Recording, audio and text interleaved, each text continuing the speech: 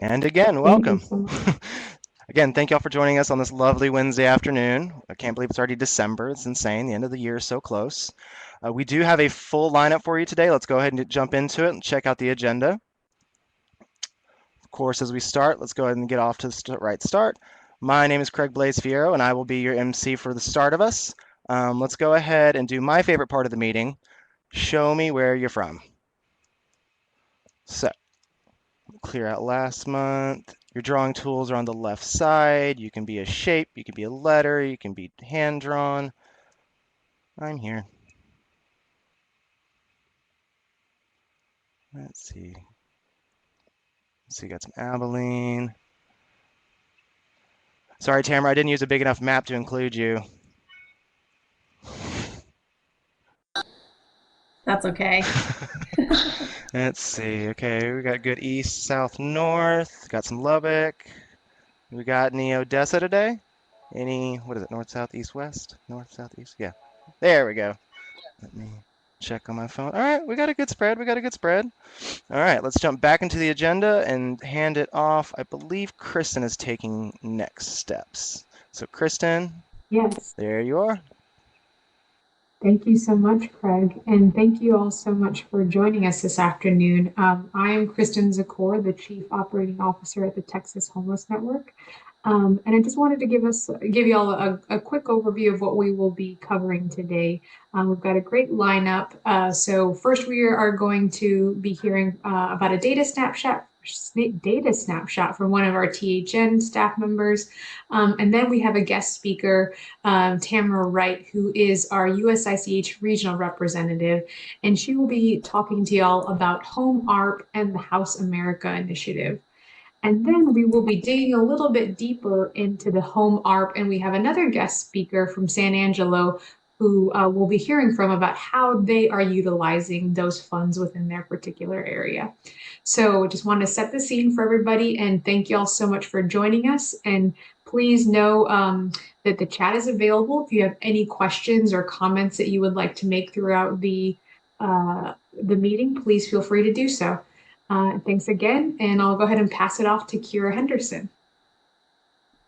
Hello, everyone. So you'll see that I just had to change the document that's on the screen in front of you.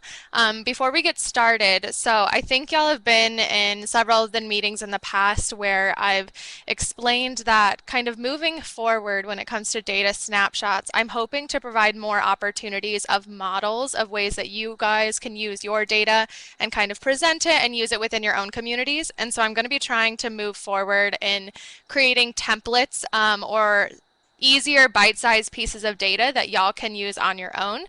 So you'll notice on the screen in front of you, there is a snapshot of our data here at Texas Homeless Network, but in today's materials, item number 4, it's actually a blank template that you all can use yourselves and plug your data in. So what you're seeing on the screen is a mini gaps analysis comparing PIT data to permanent housing inventory. We thought that this would be helpful just to demonstrate kind of where our housing is currently located, so kind of the types of populations, the groups that the housing currently exists for in permanent housing, as well as what our 2020 PIT data demonstrated. The reason we thought this would be helpful is just to kind of show you how far off we are in our ability to permanently house all of the individuals that we have identified as being unhoused through the PIT count. So we decided to go kind of line by line going through the overall data and then breaking it down into smaller subpopulations. The first column is again that point in time count data, or the number of unhoused individuals that were identified on January 23rd, 2020. The middle column is the 2020 permanent housing beds. And so when we're referencing permanent housing beds, that is permanent supportive housing and rapid rehousing beds. And when we say beds, a lot of times it's a little bit easier to conceptualize it as the number of spots available in permanent housing or the number of people that are being served. A quick note, permanent housing beds are actually filled. So these are not beds that are available. These are the beds that were already in use on the night of the pit count in 2020. So then if you look at the third column, the third column is demonstrating for you that gap. Across the board, you'll see that we have a pretty significant gap in the ability to house the number of folks who we've identified as unhoused, and the only population that we're keeping track with the number of unhoused individuals and the number of services or the number of beds available to them are veterans. We know that kind of across our geography, a lot of communities have implemented veteran-specific programs, 100-day challenges to end veteran homelessness. And so this is not to say that we have more beds than we do veterans, but what it is saying is it's saying that that is the only population that we are currently kind of keeping a little bit better on track with our permanent housing inventory in relation to the increase in the population. So that's kind of why you're seeing that veteran number being significantly smaller than the number of housing beds. But then in all of the other populations, we do see quite a significant gap, with the largest gap being for general population, so the folks that are not veterans or identified as survivors of domestic violence. Again, this was kind of just like a very quick snapshot of what y'all can do with your data to just demonstrate or to help you analyze where your permanent housing inventory is, where your PIT data is, and kind of helping your community as a whole figure out where you should be prioritizing, advocating, or trying to secure permanent housing. So, does anybody have any questions or concerns?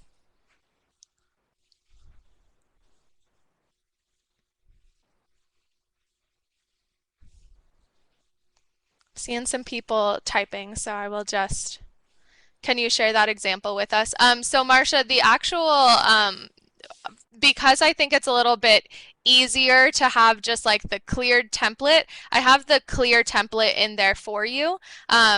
So it really is just pulling the data from the website and plugging it in. And then Wallace said something about veterans sometimes avoid shelters.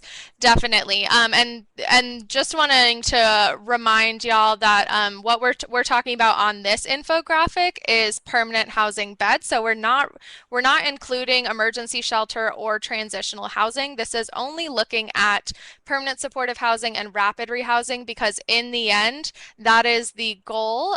We want to ensure that everybody is permanently housed. So I hope that that helps clarify anything. Yes, Jim, thank you for hopping in and letting Marcia know which number that was. Marcia, if you do run into issues though, like you want to use this template and you're not entirely sure what data to use, feel free to reach out.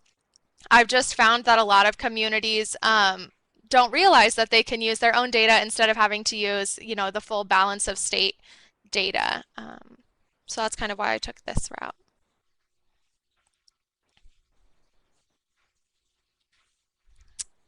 All right. Well, if there's no other questions, Well, I thank you so can much, Kira. move on to the next part of this and pass back to Kristen. Wonderful. Thank you so much, Kira. Appreciate you sharing that with us. So I'm going to go ahead and move us on to the next section. And I believe Jen Beardsley is going to take.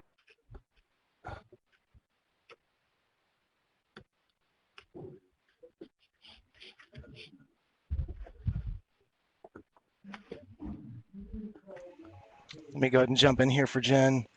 Today we've got Tamara Wright joining us today. Tamara is located in Phoenix and has been in public service both locally and federally for 13 years.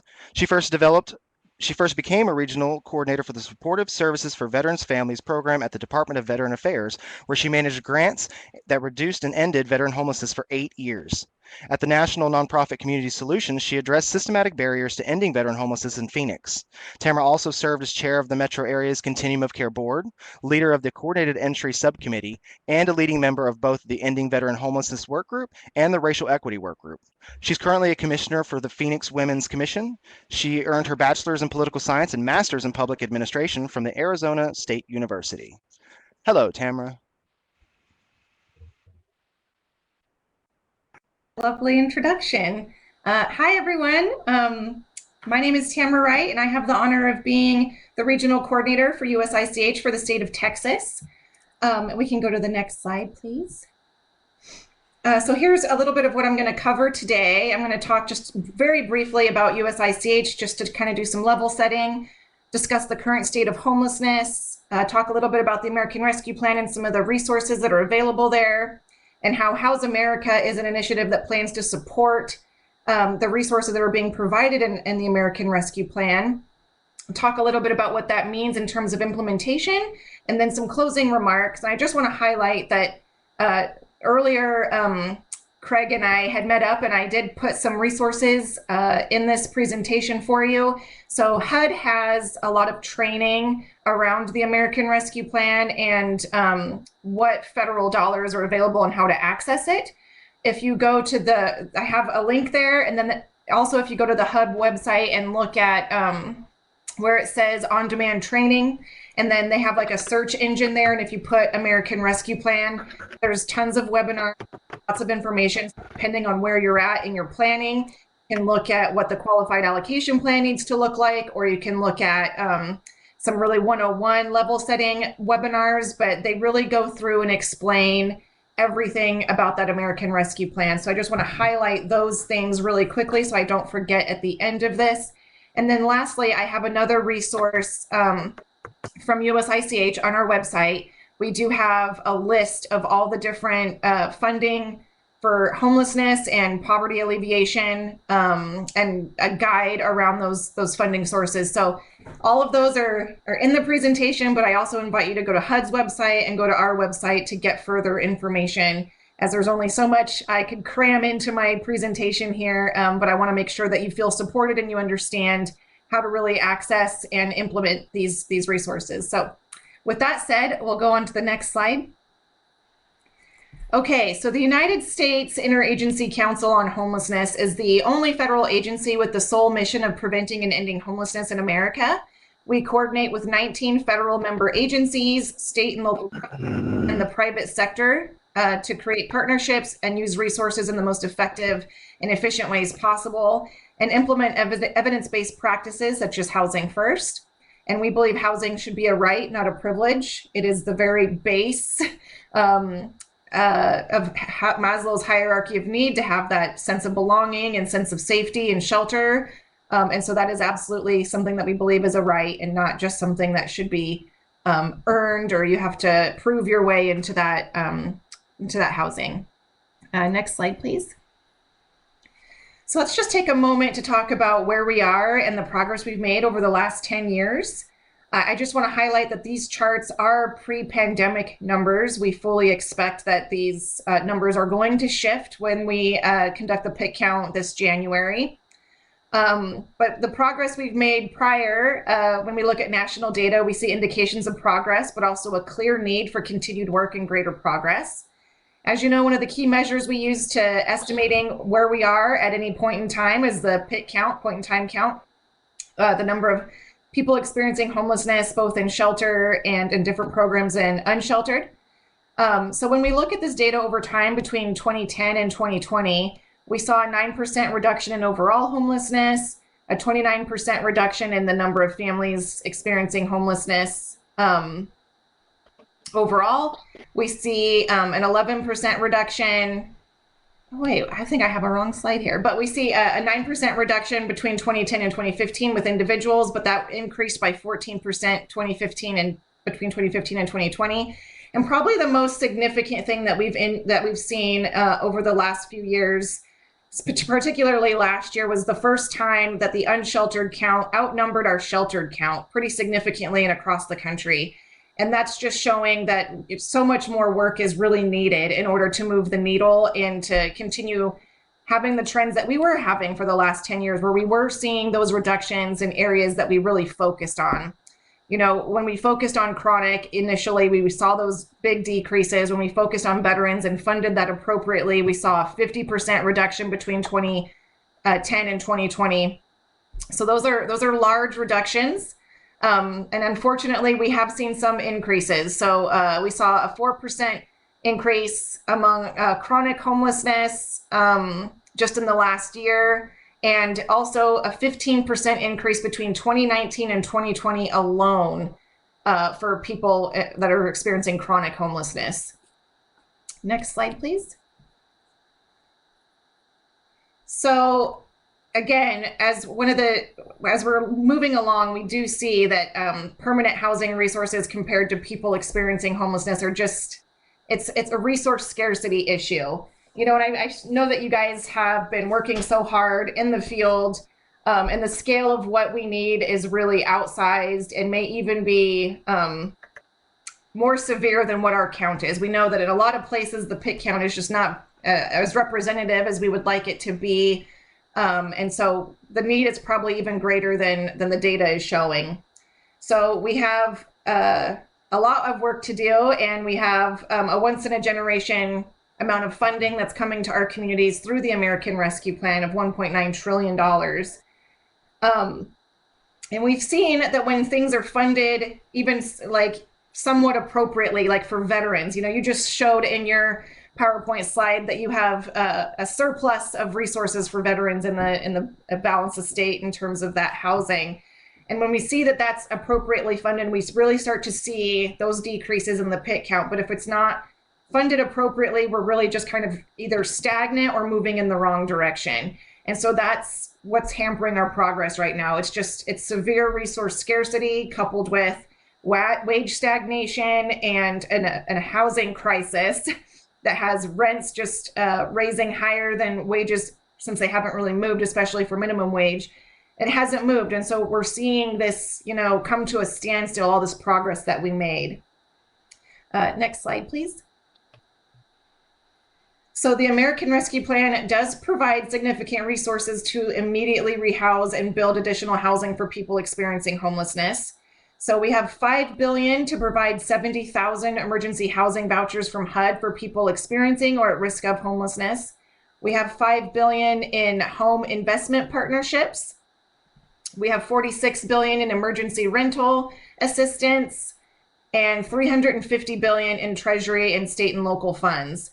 And again, President Biden signed this on March 11th, 2021 in response to the economic crisis catalyzed by COVID-19. And this relief legislation is really once in a generation funding opportunity to really show what we can do when we start to fund things, even just somewhat appropriately. It's not going to fill the entire gap. We're still going to have a scarcity of resources. We're still going to have to triage, which I know you're so familiar with and you work so hard to do. And you know, I wish we had enough resources for everybody. I don't know if you feel this way in Texas, but what we've seen kind of nationally is that we basically have a resource for 1 out of every 7 people experiencing homelessness. But what we can do is just really try to use this funding that we're getting and really show that when we do have the resources, we're going to see some progress again. And hopefully we can get this funding to be more permanent instead of just this once given kind of push that's going to last a few years, but we need something that's a little bit more permanent. As we've heard in the listening sessions that we've had around the country, and you guys know that we had one with Texas Homeless Network recently. Next slide, please. Okay, so House America is going to be in partnership with this once in a lifetime or once in a generation funding opportunity.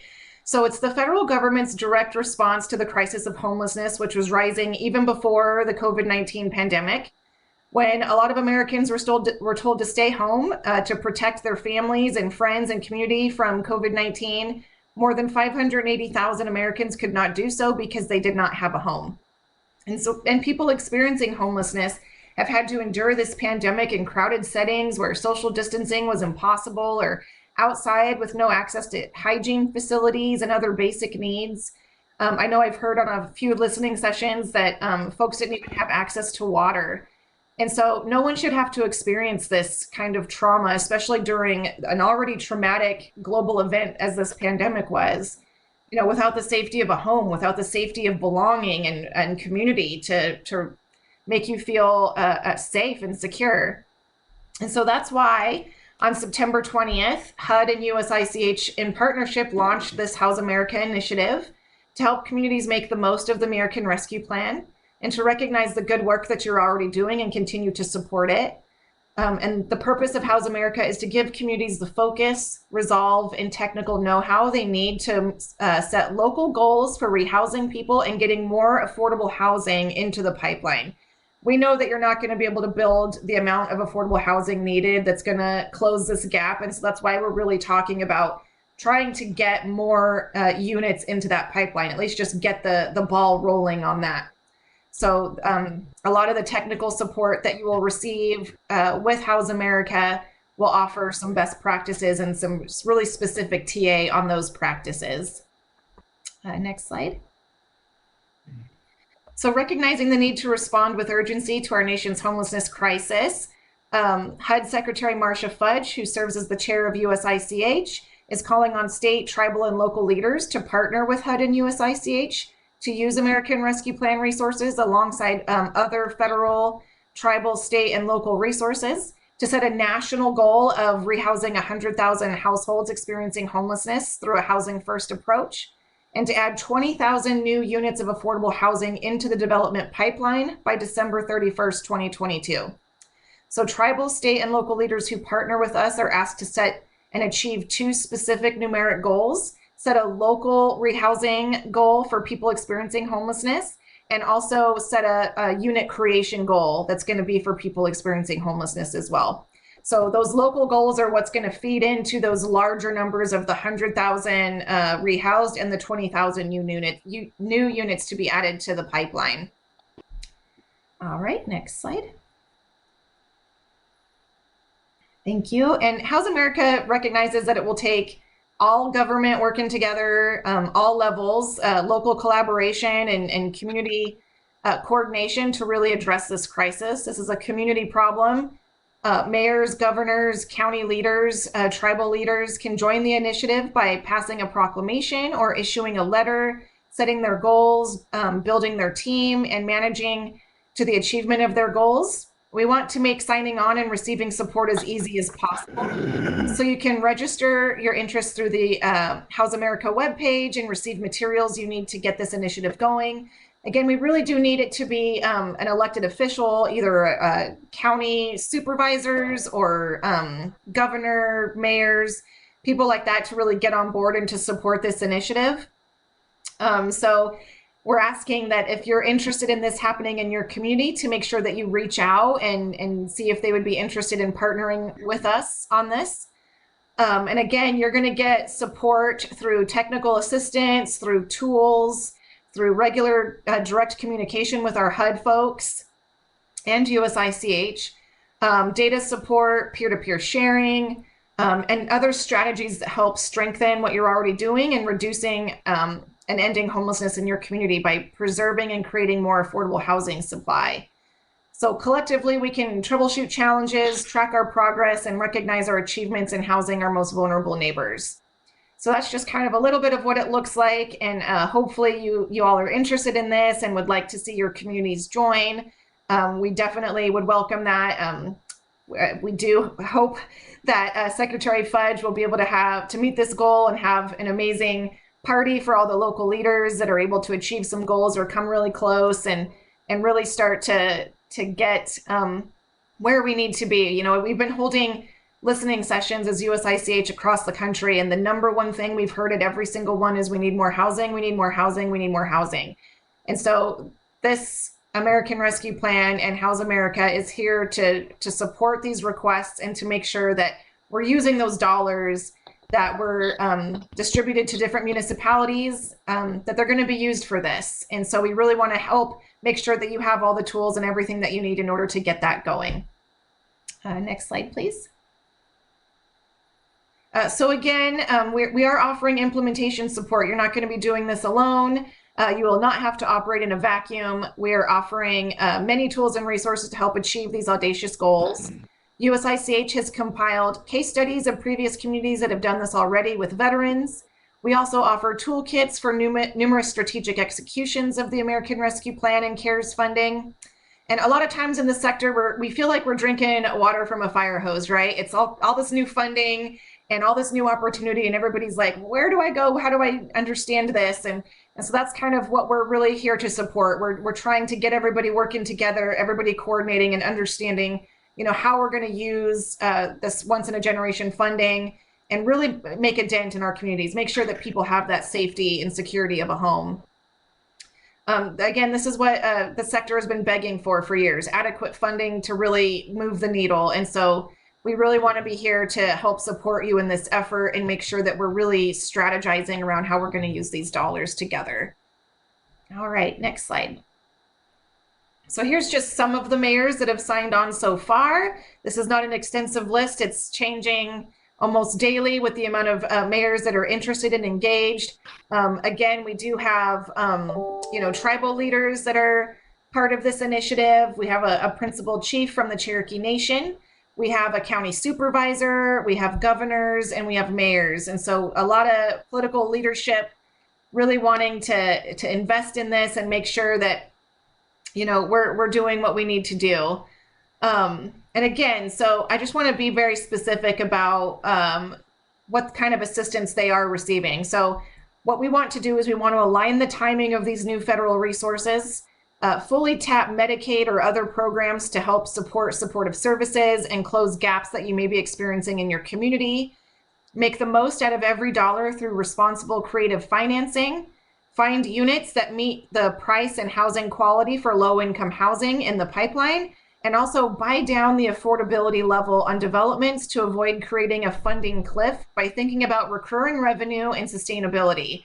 So we're really looking at forward planning and trying to get ahead of this and start trying to catch up with this significant gap in resources that we have, especially when it comes to affordable housing.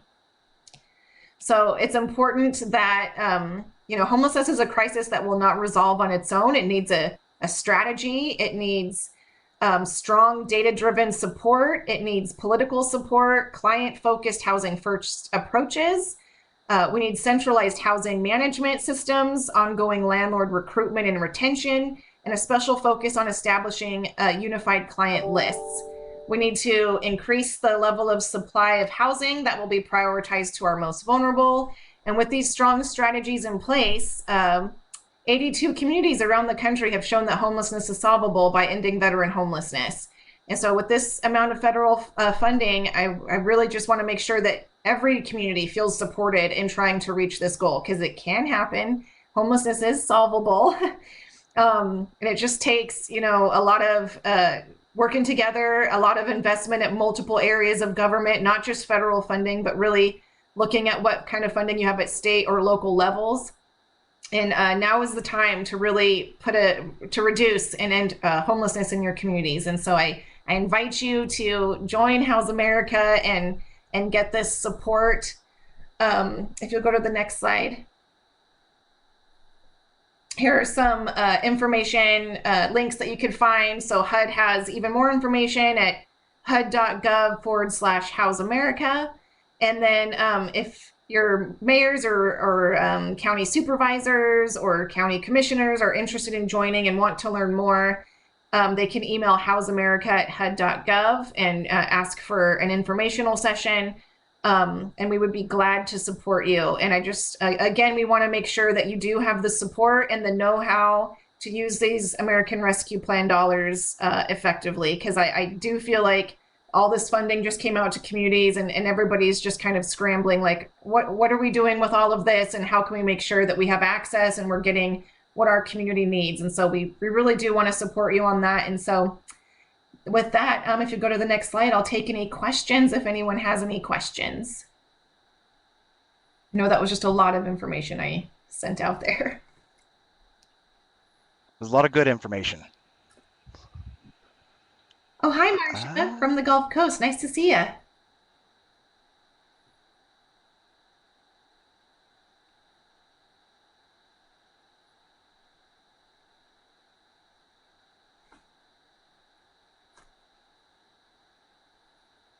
Let's see.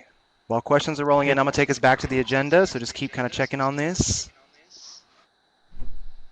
Yeah, so Letitia has a question. Are we going to cover the home ARP template? So we are going to talk a little bit more specifically about the home ARP funds and where those were allocated and when we talked to Bob. I'm not sure, Tamara, do you have any more specific information on home ARP that you feel like would be helpful to share, or like what other communities are kind of doing? I think that's like the big one right now that everybody wants to talk about is home ARP, which is understandable, right? It's a ton of money. The state got a ton of money that they haven't decided what they're going to do with. What are you kind of seeing, if you could? Yeah, that's definitely part of House America. We want to make sure that people are using that to for capital. Um, I don't want to step on Bob's toes, but usually what I've been hearing is like in Fort Worth, they're using a lot. They're using that for capital to reform hotel rooms into affordable units and buying those kinds Yep. of buildings. And as for access and figuring out where, like, I know that that you guys have sent out how much each community in the balance of state is getting from home ARP. So really, if you're trying to look at how to access that, you want to talk to your housing finance agencies, your local housing departments or human services departments, and see what their plans are with that. It's really coming down through the state, through municipalities. And so that's how you would learn about what the planning process is for that. And they are supposed to talk with the continuum of care. So it shouldn't be people moving in the dark and doing things without the continuum of care knowing about it. Yeah, Letitia, I think are you from Corpus? Am I remembering correctly, or am I confusing you with someone else?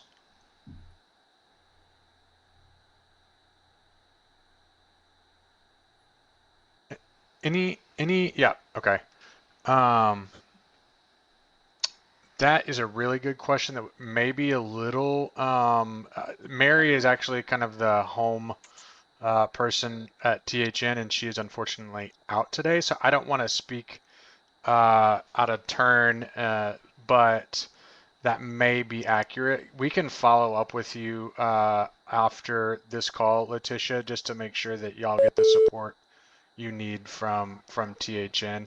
And Bob may actually have some know the answer to that as well. Currently, your But HUD before we rep. jump into that, any other that is true. Yes, your HUD rep would definitely know. Any other questions for Tamara before we move into home?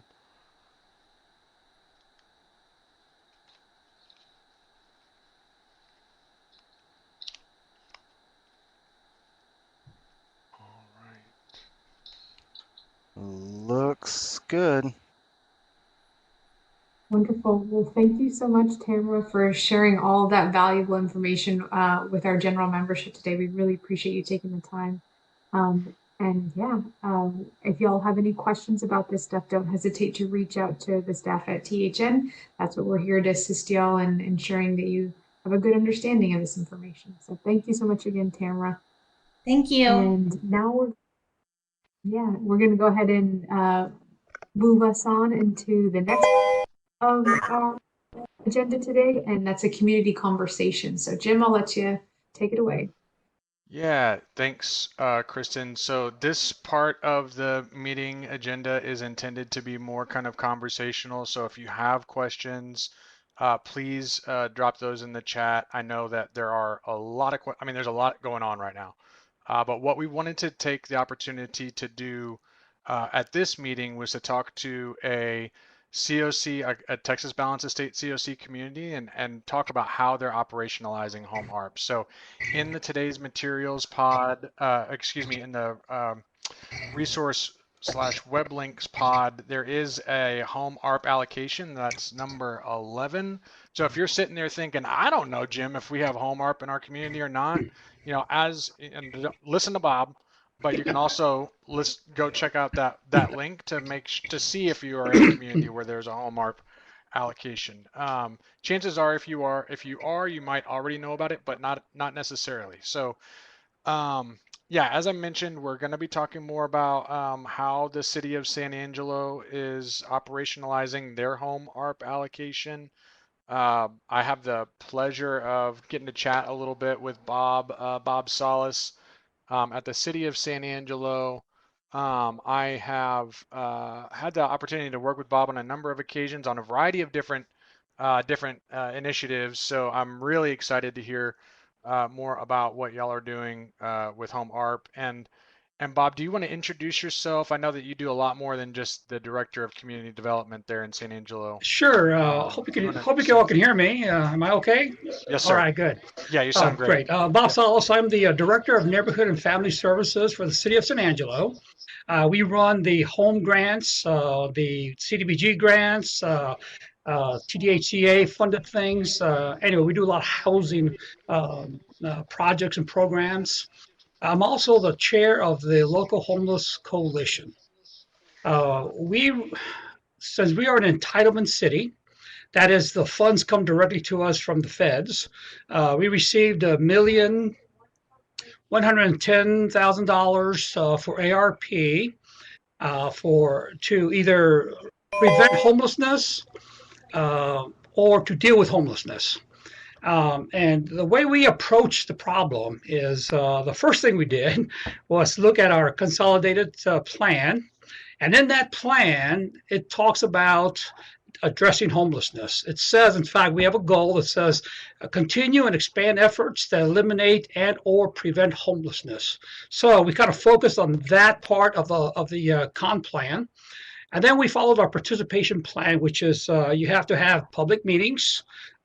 We invited the public to come in and say, what is it that you want to do with these funds that we have available to us? And I won't say a majority, but there was plenty of input about homelessness.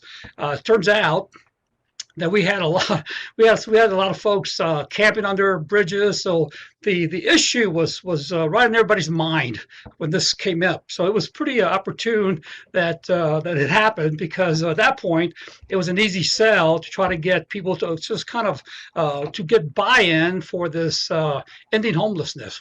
Now, our plan is to not just end homelessness, but for veteran homelessness. Turns out that's kind of and I'll talk about it a little bit later, but let me continue with the steps we took.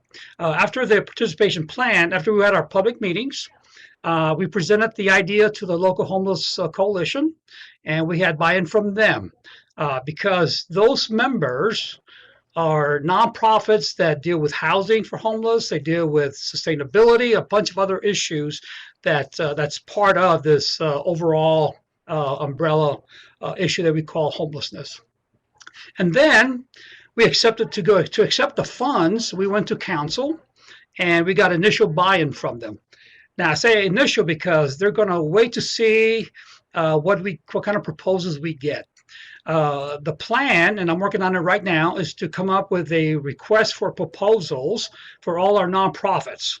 And they will hopefully submit their proposals back to me, and then we will try to select the best ones, and then we'll go to council for their approval. That's kind of it in a nutshell. We are in the process, like I said, of developing the RFP request. And once we do that, we'll see. We'll take the next steps. So now, one of the questions that I think Jim asked me was, what data did you use to help you focus on the Indian veterans homelessness? And I would say that the point in time count was very important to us. And then I am a member of the Indian Veteran Homelessness Committee, and the discussions with them just kind of really gelled our thought process to kind of focus on veterans, because first of all, they deserve special attention, because as a veteran myself, it's dear to my heart. So I kind of pushed that as well personally. But the group, the coalition, also pushed veteran homelessness. So we've been focusing on that. It is something that's executable, I think. And it's something you can grab your hands around and maybe be able to solve, because the veteran homelessness in San Angelo is not that large. It's very doable. We've had a lot of discussions with our nonprofits, with our homeless coalition members, And there is a couple of initial plans that we really kind of like. One is there's a hotel that's been kind of a defunct hotel that's been sitting there for years. We're thinking of maybe perhaps kind of renovating that hotel, and then just kind of focusing on only veterans, making it like a veteran transitional housing or emergency housing, if you will. Um, there's another proposal. There's another nonprofit that has this large building that they're thinking of that they're going to. I think they're going to propose that for us to buy it, and then renovate it. But the problem is part of that grant. It's got to be non-congregate, okay, which means people have their own room. That's what it means. You can't have open bay. So that's it's going to be a little maybe problematic. I'm not sure, but so those are some of the things we got to think about. I think I'm not sure where I'm going with this. Jim, you want to jump in here and make sure I'm on the right track?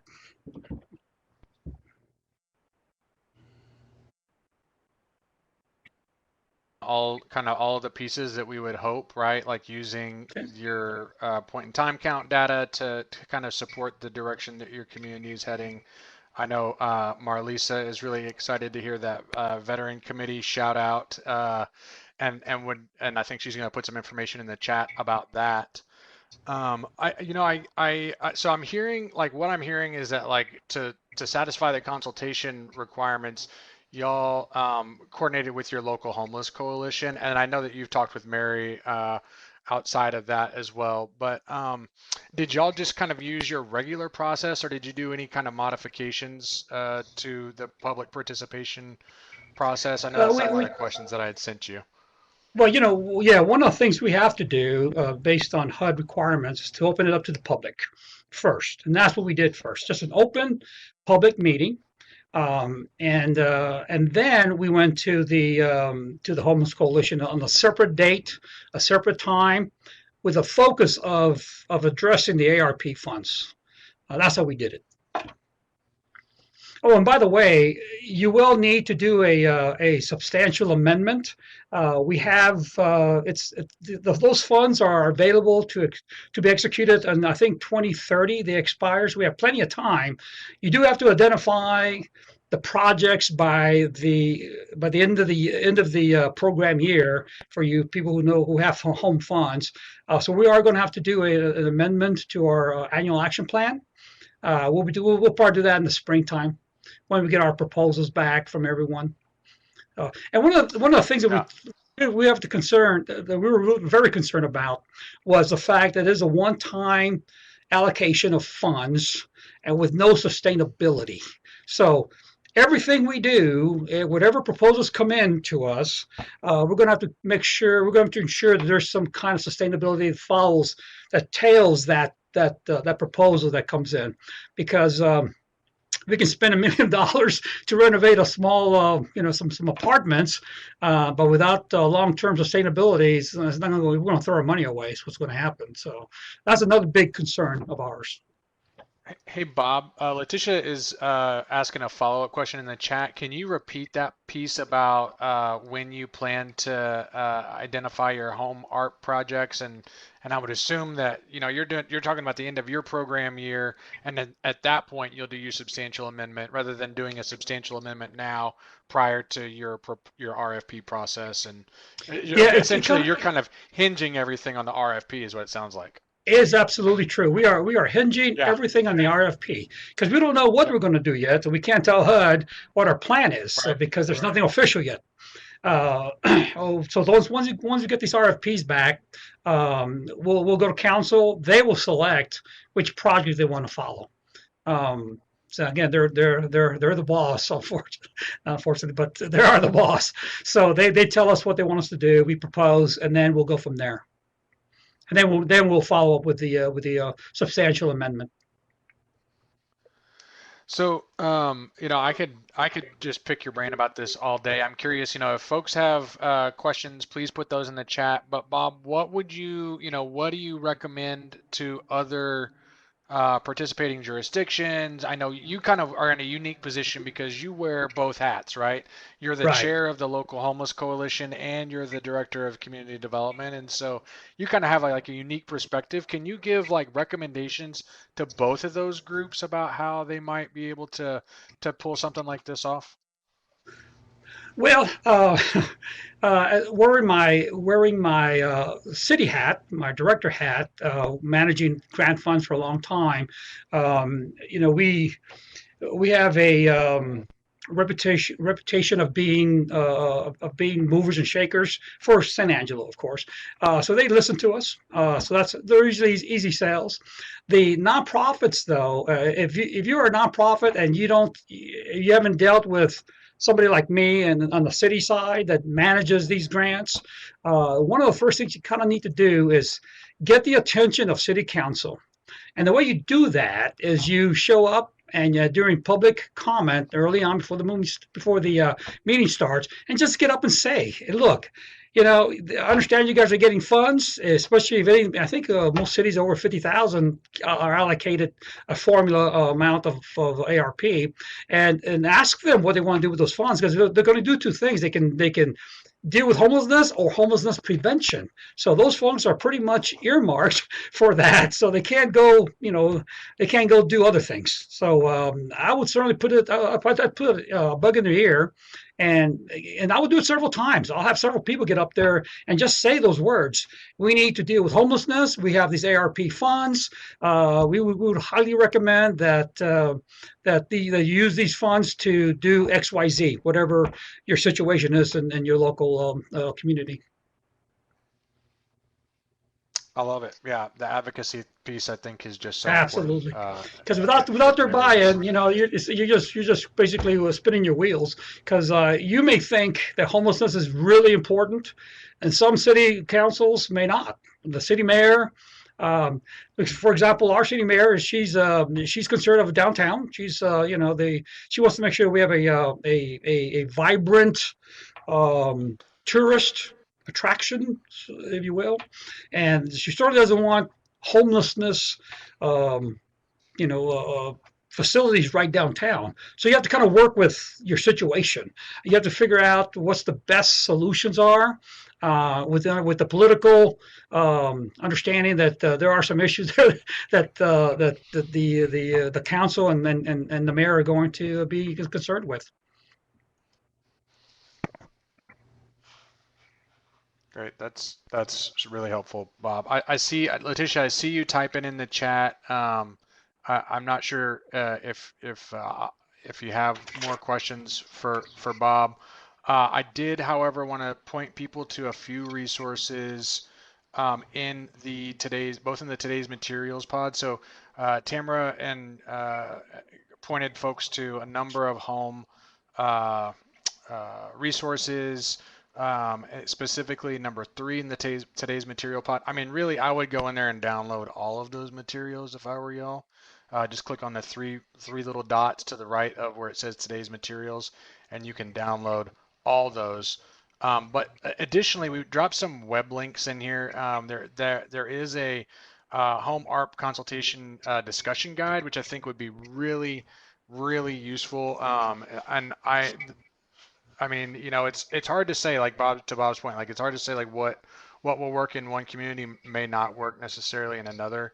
But just know that like and I think as Tamara mentioned, right, like one of the things that is a requirement of these funds is a consultation with the continuum of care. So um, you know, please tell us what you need. Utilize your HUD reps where you can. Yeah, definitely. I know that, depending on where you are, you may be out of San Antonio or out of Fort Worth, or if you need, if you're a nonprofit organization and you're not the PJ, and you have questions about who that person is, or you want to talk to THN, please reach out. I think someone put the email in the chat earlier. You can send those questions to txboscoc@thn.org, and one of the staff persons will get back to you. But one of the things that we kind of have been, and I'll just be perfectly candid here, one of the things we've been not sure about is there is a requirement for participating jurisdictions to consult with the continuum of care.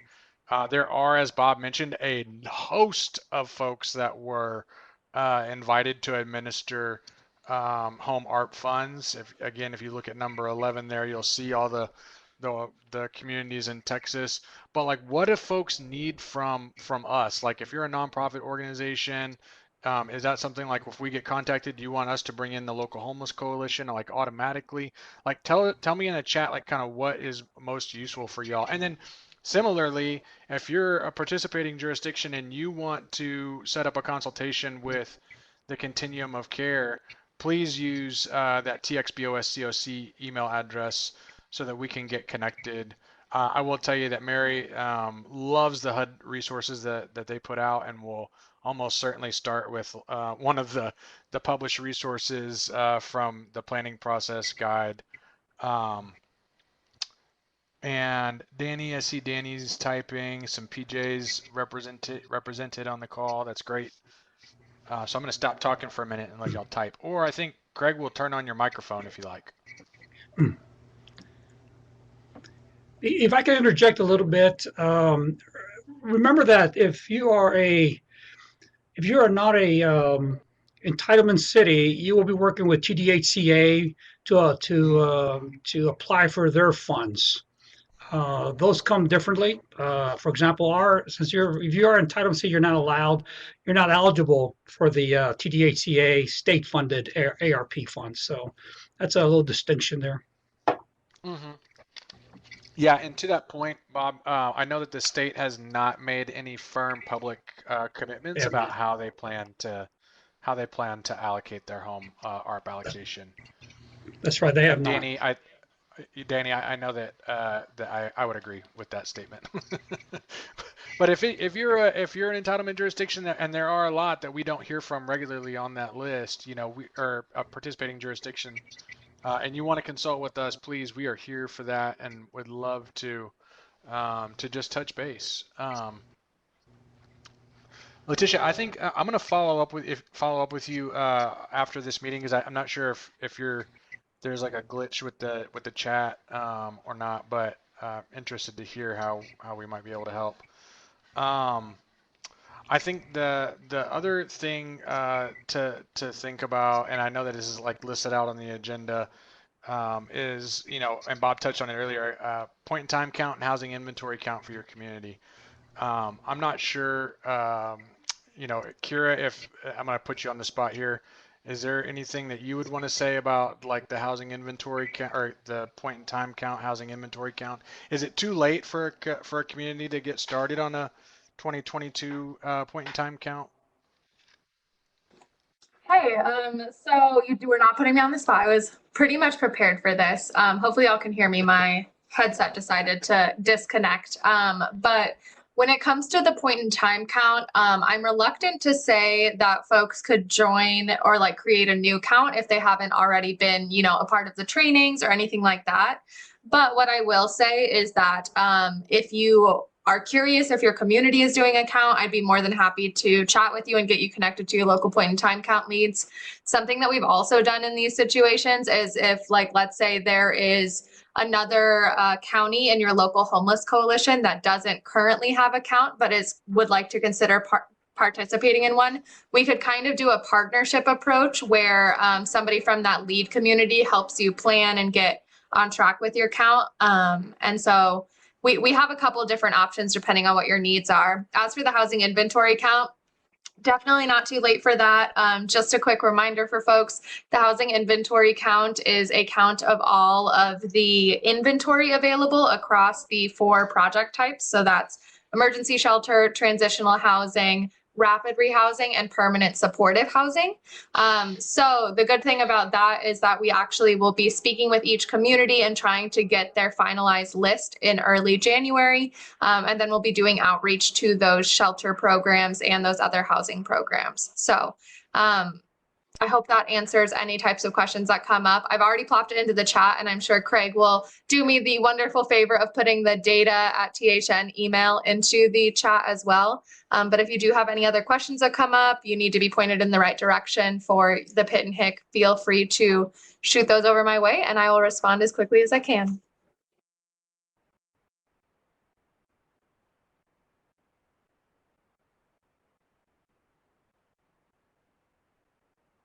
American Rescue Plan projects. I'm not sure that there are any in the balance of state. I'm almost positive that your neighbors to the south in Tarrant County, Fort Worth, Tarrant County are. But as far as whether or not any in the balance of state are, not that I'm aware of, Danny. I don't know. Bob, you might be a little bit more connected to the PJ world. Have you heard of any? I have not. No, I have not. Okay. All right. Well, Bob, I appreciate your time. I know that we're all really busy, and I think that this is a super important topic that I know that we'll all be, and a year from now, we'll all be old hats at home, American Rescue Plan funds. And so I appreciate you kind of jumping out there on the front end of that and sharing your experience with us. And with that, we're actually a little bit early, so I'm gonna move us along in the agenda. I think next up are announcements. So Daphne, are you ready for your announcements? Yes, can you all hear me? Yeah, we sure can. Perfect. Let me pull up my notes. Okay.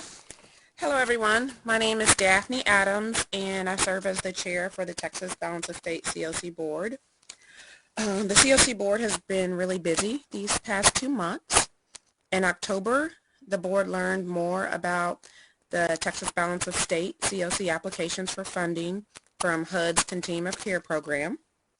And the board ranked project applications for the CoC priority listing piece part of the application.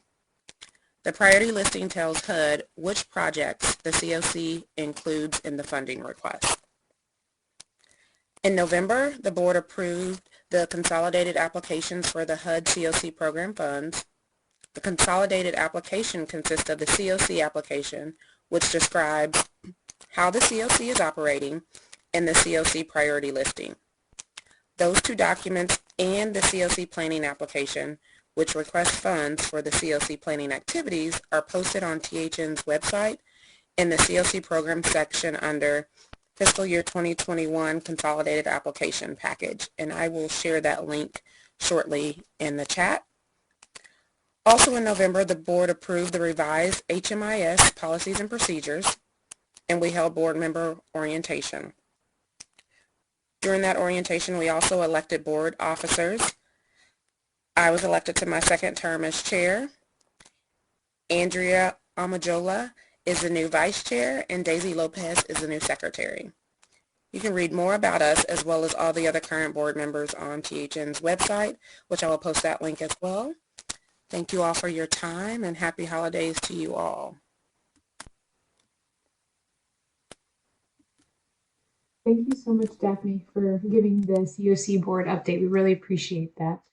Moving on with announcements, we're going to go ahead and move on to Nick Thompson. He is our statewide initiatives manager. Thank you, Kristen. I hope that everyone can hear me pretty well.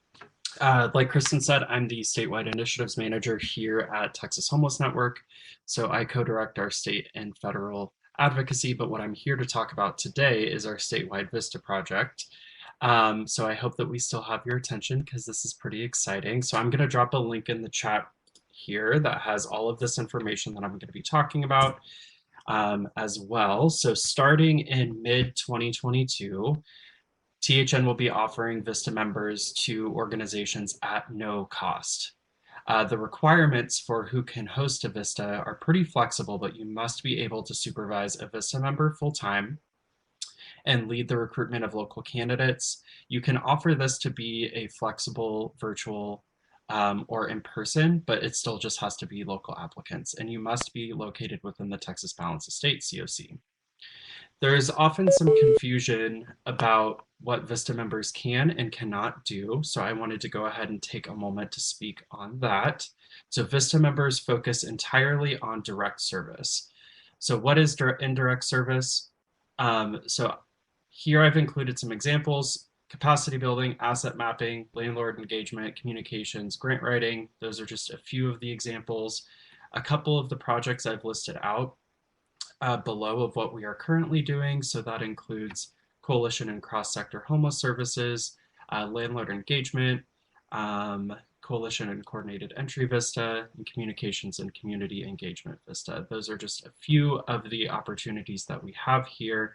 So the big caveat to Vista is they cannot provide any direct service. So what is direct service? It would be anything related specifically to clients. So tutoring, client intake, case management, etc. Vista members are also barred from participating in any advocacy or partisan activities, including voter engagement and outreach. So right now we are looking to have a few more organizations join our project that is statewide. So please email me, and Kristen just put my email in the chat if you'd like to set up an introductory meeting with myself to talk more about it. And I see some people are typing. Thank you, Craig, for adding that. If there are no other questions, I will kick it off to Margaret for the next announcement. Hi, yeah, can y'all hear me all right? So I am announcing that public comment is open for the CoC committees policy and the CoC board requirements policy. And that is currently open and will be until January 10th of 2022. The CoC board requested that these policies be revised to provide some guidance on elections. And those changes, they also requested that those changes be made available for public comment. So if you would like to submit comment, just go to the public comment portal, click on the tab that says items open for public comment, and it'll give you a link to the document and also instructions on how to submit comment. We really want to be transparent about elections, so that's why we have made these changes to these policies, and we really appreciate any comment that you would like to submit. And then I guess I will hand it back to Kristen. Wonderful. Thank you all for those announcements. Looks like we are speeding on through the agenda today, so y'all get some time back. So I just wanted to close out the meeting and remind everybody that our next CoC general meeting will not be until February 2022. So we'll see y'all in the new year. Please keep an eye on the website and the BOS newsletter for more information. Before we adjourn, though, I would like to ask the general membership a couple of poll questions. So the topic that we'll be covering in the February general meeting is subpopulations. And so we wanted to ask you a couple of poll questions to gauge your thoughts on that particular topic, and your responses to those polls will help us determine the scope of the presentation. So please do participate, because they will help us identify how to prepare for the future. So thank you, Craig, for pulling those up, and we'll go ahead and give you all a couple minutes to answer those polls.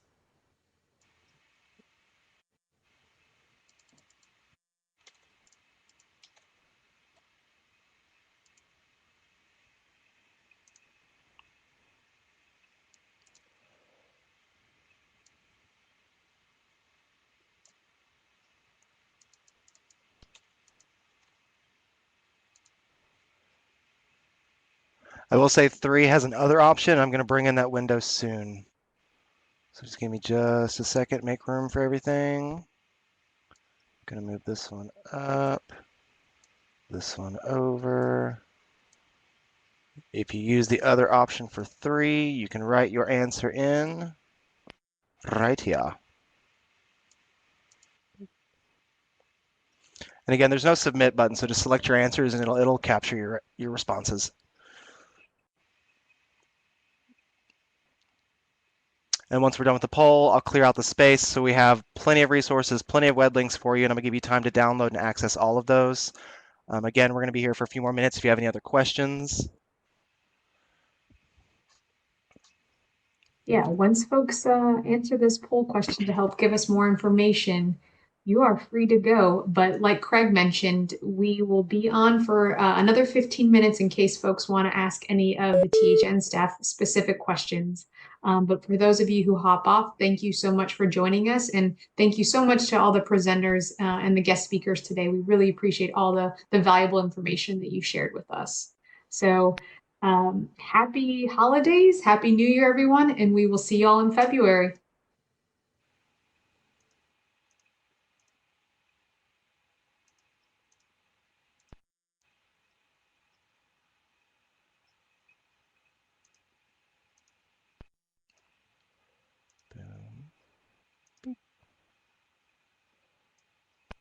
Go down. Got those and all of those. Oh, thank you, Gloria. Thank you, Marcia. You too.